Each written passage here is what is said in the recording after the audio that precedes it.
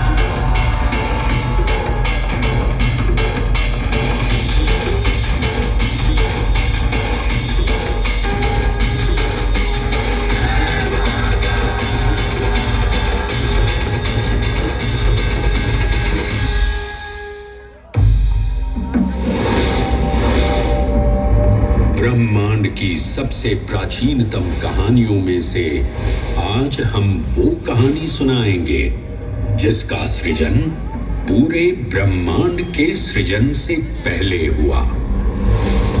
तब न देव थे, न असुर, न जीव था, न जंतु, न जल था, न अग्नि, न वायु, न भूमि। समष्टि के शून्य में विराजती एक शक्ति, कालातीत और कालों के नियंता।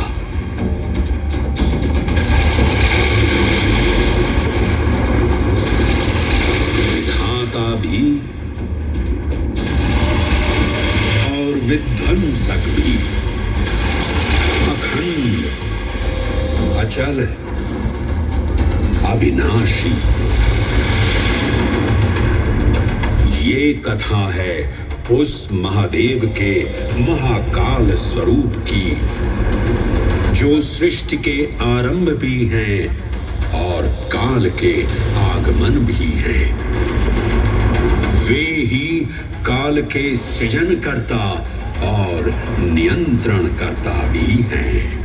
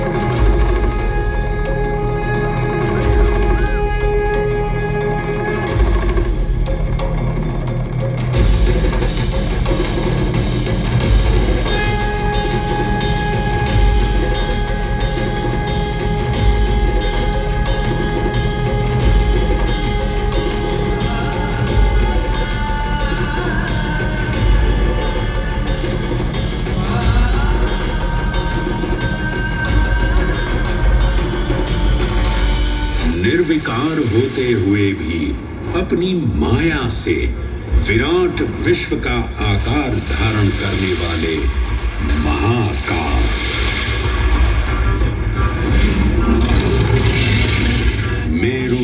को धनुष और भगवान विष्णु को बाण बना दैत्यों के 3 पुरों का नाश करने वाले महाकाल।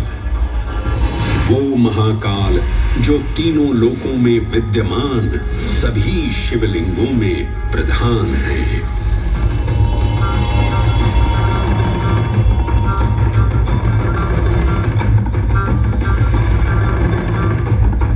वो महाकाल जिनके त्रिशूल की तीनों नोकों से काम, क्रोध और लोभ पर नियंत्रण होता है, जिनके मस्तिष्क पर चंद्र शीतलता का प्रतीक है और जिनकी सवारी नंदी के 4 चरण सत्य, दया, दान और तप का चिन्ह है।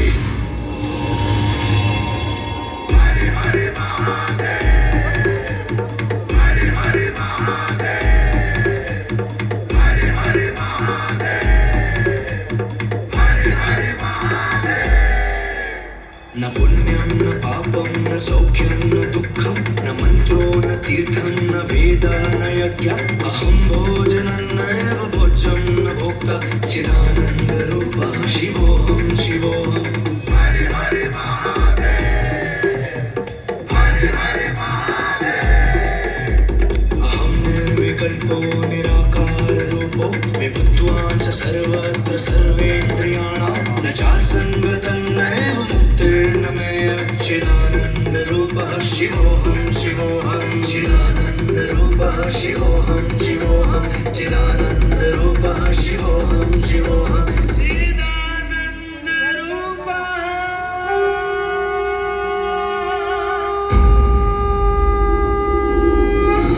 वराह पुराण में कहा गया है, नाभिदेशे महाकालस्तन्नाम्ना तत्र वै हरः, अर्थात नाभिदेश उज्जैन में स्थित भगवान महाकालेश्वर तीनों लोकों में पूजनीय हैं।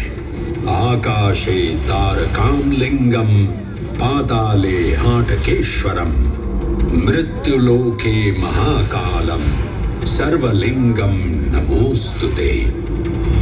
आकाश में तारक लिंग के रूप में, पाताल में हाटकेश्वर के रूप में और मृत्युलोक में महाकाल के रूप में स्थित भगवान शिव को प्रणाम। समस्त लिंग स्वरूपों में विद्यमान भगवान शिव को सादर नमस्कार। नाभिदेश उज्जैन का अटूट बंधन है महाकाल के साथ, जो महाकाल स्तोत्र में उल्लिखित है। उज्जयिन्यां महाकालम महाकालेश्वरम हरम महाकालम महायोगिनम नमामि पार्वती पतिं। तो चलिए मैं आपको कथा सुनाता हूँ इसी महान उज्जैन नगर की। उज्जैन, जिसे संस्कृत साहित्य में अवंतिका, विशाला, कुशस्थली, पद्मावती, कनकशृंगा, स्वर्णशृंगा, प्रतिकल्पा, कुमुदवती और अमरावती के नाम से पुकारा गया। उज्जैन, जो मनुष्य को मोक्ष प्रदान करने वाली 7 नगरियों में से एक है। उज्जैन, जहां 84 महादेव का आशीर्वाद प्राप्त है। उज्जैन, जिस पर सदा ही कृपा रहती है महाकाल की। यहाँ सतत क्षिप्रा नदी की निर्मल धारा बहती है। डमरू के नाद से जीवन को ऊर्जा मिलती है। घंटियों की झंकार मन को आनंदित करती है और यहाँ का आकाश शिव आशीष स्वरूप है। श्मशान ऊषर क्षेत्र पीठम तु मनमेव च पंचकत्र न लभ्यते महाकाल पुरद्दते। यहाँ पर श्मशान, ऊषर यानी अनुपजाऊ भूमि, क्षेत्र अर्थात पवित्र भूमि, पीठ यानी शक्ति स्थान और मन अर्थात आध्यात्मिक शांति का स्थल, पांचों एक ही स्थान पर उपलब्ध है। ये संयोग महाकाल की नगरी उज्जैन की महिमा को और गरिमामय बना देता है। उज्जैन के इस अलौकिक स्वरूप से प्रभावित हो महाकवि कालिदास अपने काव्य मेघदूत में लिखते हैं, हे जलधर, यदि महाकाल के मंदिर में समय से पहले तुम पहुंच जाओ तो तब तक वहां ठहर जाना जब तक सूर्य आंख से ओझल न हो जाए। शिव की संध्याकालीन आरती के समय नगाड़े जैसी मधुर ध्वनि करते हुए तुम्हें अपने धीर गंभीर गर्जनों का पूरा फल प्राप्त होगा। ये संध्या आरती जिसे कालिदास ने सराहा है अत्यंत महत्वपूर्ण है, क्योंकि ये वो प्रहर है जब सभी देवी देवता गंधर्व यहाँ उपस्थित होते हैं।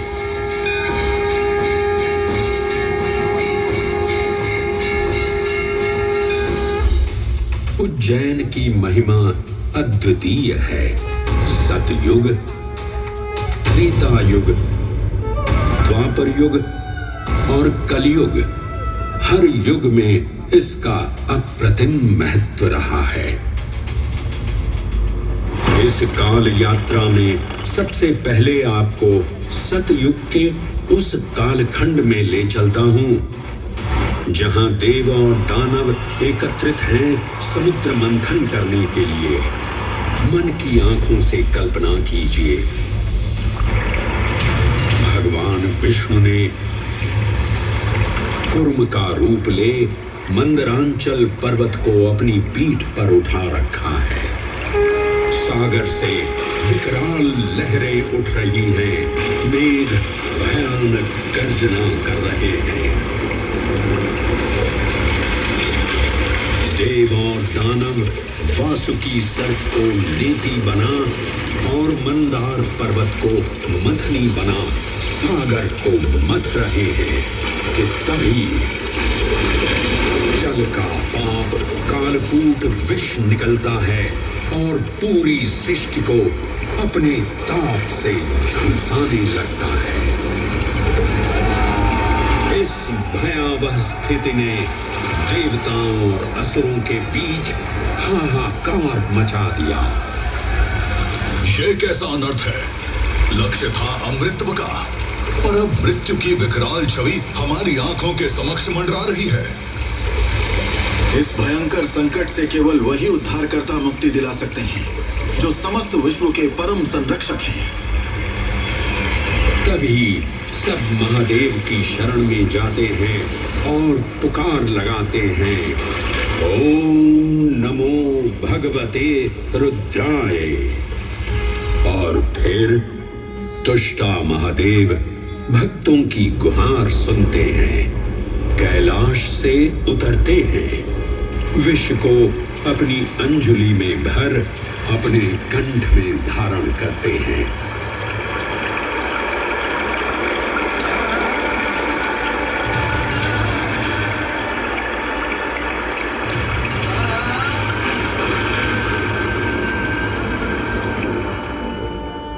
अंततो गत्वा सागर मंथन से अमृत कलश प्रकट होता है।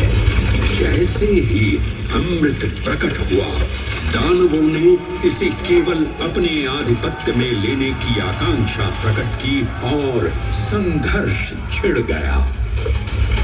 आज यदि हम इस अमृत को प्राप्त कर सकें तो हम देवताओं पर हमेशा के लिए प्रभुत्व स्थापित कर पाएंगे। अमृत अपात्र हाथों में ना जा पाए, क्योंकि ये अपनी शक्ति का असीम दुरुपयोग करेंगे। इस अराजकता के परिणाम स्वरूप अमृत की कुछ बूंदें छलकी और पृथ्वी तक पहुंच गई। 4 स्थलों पर स्पर्श हुआ इन बूंदों का। हरिद्वार, प्रयागराज, नासिक और उज्जैन। अमृत की इन्हीं बूंदों के कारण उज्जैन में हर 12 वर्ष पर कुंभ सिंहस्थ मेले का आयोजन होता है। भगवान शिव की लीला देखिए। लोक कल्याण के लिए स्वयं विषपान किया और अपनी नगरी पर अमृत वर्षा करवाई। अमृत की पावन बूंदों से अभिसिंचित ये दिव्य उज्जैन भूमि रामायण के पृष्ठों में भी सम्मिलित हुई। सतयुग के बाद त्रेता युग में माता सीता की खोज में वानर सेना का यहाँ आगमन हुआ।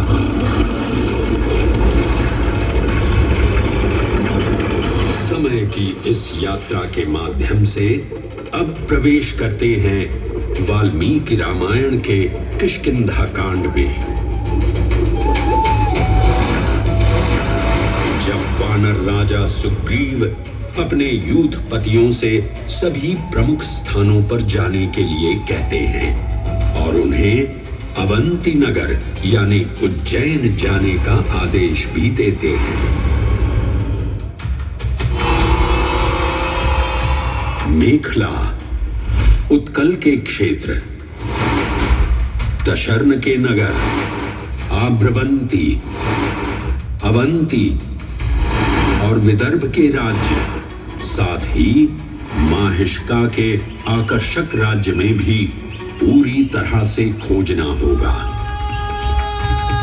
एक युग भगवान विष्णु के राम अवतार से संपृक्त और अगला युग उन्हीं के एक और दिव्य अवतार से समरस होना, ये अद्वितीय संगम केवल उज्जैन में ही संभव था। परंतु एक क्षण ठहरिए और ध्यान से सुनिए। ये हैं महाकाल के 1008 दिव्य नाम। हाँ, मैंने काल चक्र को परिवर्तित कर दिया है और अब द्वापर युग का शुभारंभ हो चुका है। विस्मय पूर्ण हो जाएंगे ये जानकर कि महाकाल के इन नामों को स्वयं भगवान श्री कृष्ण ने रचकर पिरोया था। महाकाल सहस्रनामावली की ये अद्भुत रचना उस समय की है जब योगेश्वर कृष्ण, उनके मित्र सुदामा और शेषावतार बलराम ने अवंती नगरी में स्थित सांदीपनी ऋषि के आश्रम में वेदांत दर्शन और शस्त्र विद्या की शिक्षा ग्रहण की थी। कहते हैं कि भगवान श्री कृष्ण को अवंती ने ऐसा मंत्रमुग्ध कर दिया कि यहाँ 64 दिनों तक रुककर उन्होंने 64 विद्याएं और 14 कलाओं का ज्ञान लिया। उज्जैन का संबंध महाभारत से भी जुड़ा हुआ है। इस महान महाकाव्य के वन पर्व में उल्लेख किया गया है कि महाकालेश्वर मंदिर में स्थित कोटि तीर्थ जल का स्पर्श मात्र करने से अश्वमेध यज्ञ के समान फल प्राप्त होता था। और फिर परिवर्तन की इस अनवरत धारा ने एक नई कहानी लिखी। उज्जैन में उदय हुआ मौर्य वंश का। सम्राट बिंदुसार ने अपने पुत्र अशोक को उज्जैन का राज्यपाल बनाया और समय के साथ अशोक के शासनकाल में धर्म का विस्तार हुआ। मौर्य वंश के पश्चात विभिन्न राजवंशों, सम्राटों और नरेशों ने उज्जैन की सेवा की। उनमें से प्रमुख मालवा गण, और फिर गुप्त वंश ने यहाँ राज कर इसके वैभव में वृद्धि की। उज्जैन ने अपने भव्य तेज से जहां महात्माओं और शासकों को आकर्षित किया, वहीं इस नगर पर आतताइयों की दृष्टि भी पड़ी।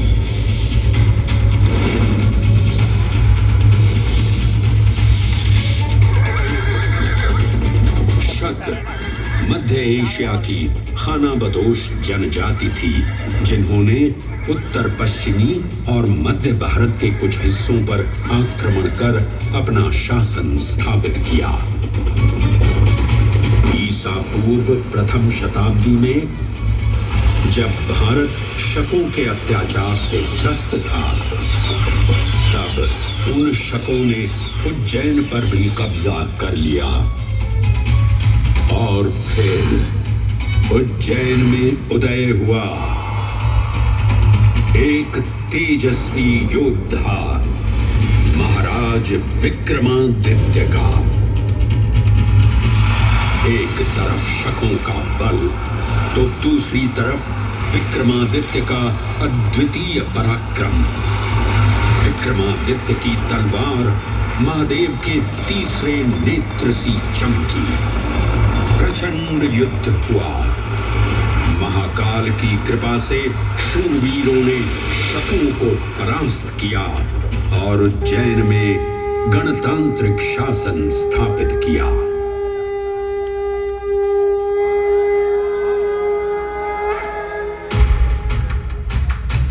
इन्हीं महाबली विक्रमादित्य की राज्यसभा महाकाल मंदिर में ही प्रतिष्ठापित थी। आज भी इस मंदिर की घंटियों में विक्रमादित्य की वीरता और शौर्य की प्रतिध्वनि गुंजायमान होती है। राजा विक्रमादित्य और शकों के मध्य हुए युद्ध ने उज्जैन को काल चक्र से अभिन्न रूप से जोड़ दिया, क्योंकि जिस दिन उनको विजय प्राप्त हुई, उस गौरवशाली उपलब्धि के सम्मान में एक नवीन पंचांग का शुभारंभ किया गया, विक्रम संवत पंचांग। आज भी कई हिंदू पर्व और धार्मिक अनुष्ठान विक्रम संवत पर आधारित हैं।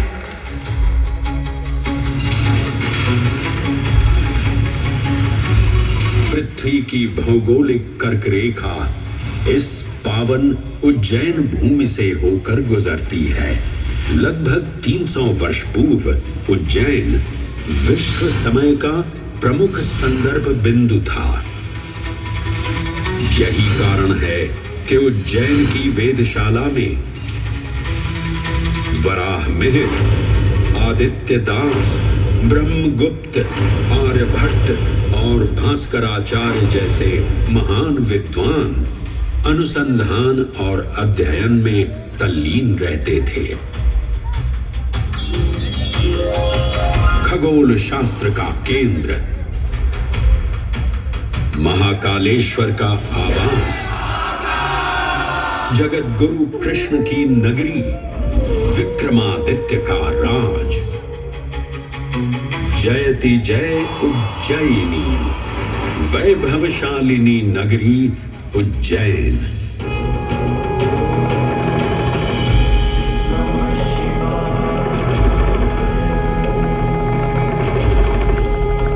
श्वासों को शिव मंत्र से अलंकृत कर, मन को भाव की गंगा से निर्मल कर, जो भी उज्जैन में महादेव की शरण लेता है, उसका कल्याण होना निश्चित है। आज सुनी सबने गाथा महाकाल की, दर्शन जिनके दुर्लभ हैं, नमन करे जिन्हें काल भी, चरण में जिनके है बसा। ये समस्त संसार कभी नहीं देखा होगा धरती पर ऐसा चमत्कार।